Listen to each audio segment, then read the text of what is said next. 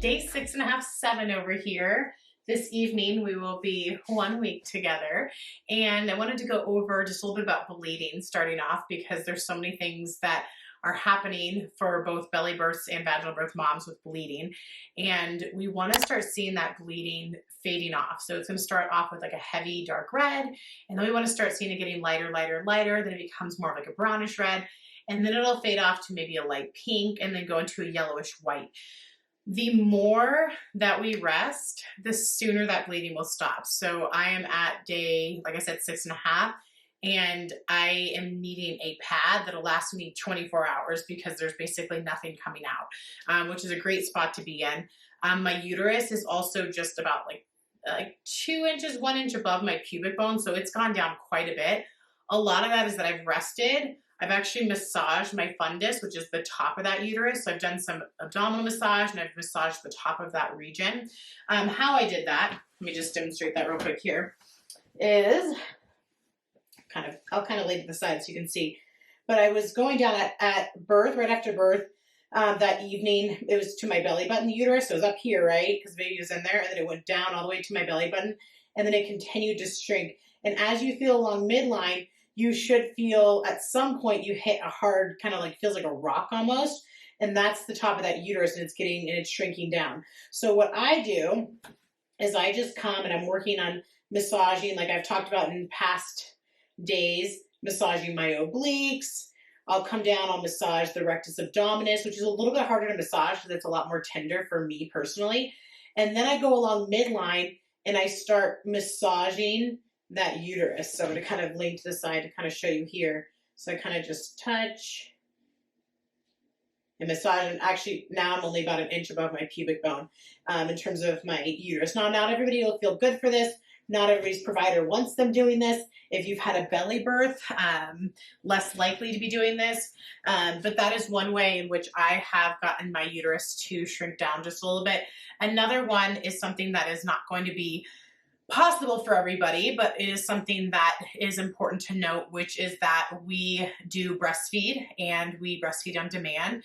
And so this little one here, he's crossing his arms like this right now, has been nursing a lot. So because he's been nursing a lot, that's giving me oxytocin. The oxytocin is creating contractions, and it's getting that uterus down farther and farther. So the more I have those good feelings, so feeling supported by your family and your partner and your community also helps with this, like these feel-good feelings, you can be with your baby, all this oxytocin plus breastfeeding, getting that oxytocin helps with that uterine contraction. So between really resting is the huge one that almost everybody can do in the beginning. There's going to be some exceptions just based off of our lives and that we have resources available to us.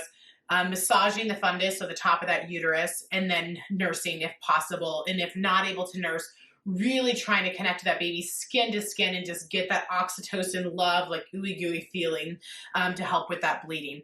So I am, again, less than a week out and not bleeding at all. And it is very normal to be bleeding anywhere between 2 and 6 weeks. And it is not of deep concern if it's past that.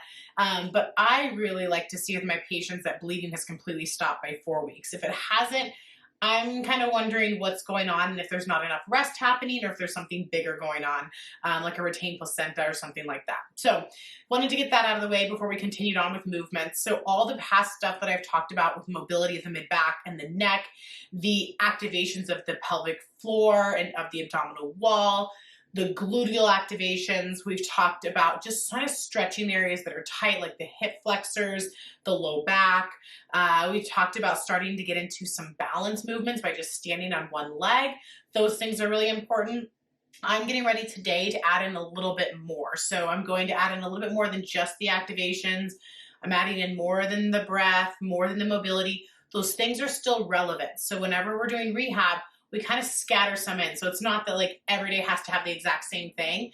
In fact, I love when there's variety. The hardest thing when patients are in my office is when it's like, I have to give them like, here's 3 things to do. See you in 1 or 2 weeks. Because I really want it to be that we kind of scatter things around. So it's not the same thing every day. You're kind of feeling your body and seeing what it's going to do best with that day. So glute work is really important to me at this point in time because that's going to be a really big foundation for our pelvic stability and pelvic floor work.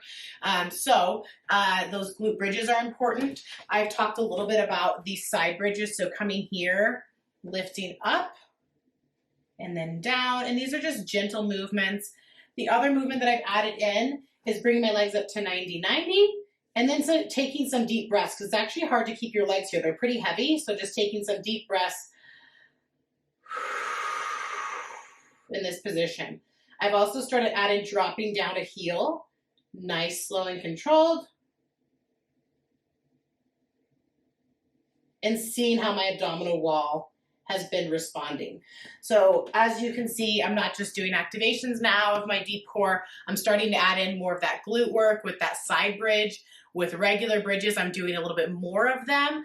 I am going up higher, and then I'm adding in that dead bug where I'm just having the legs up at 90-90 and breathing, and then the dead bug where I'm starting to lower my legs down. So all the past foundational stuff has continued on, and I'm just adding a few more activations in today.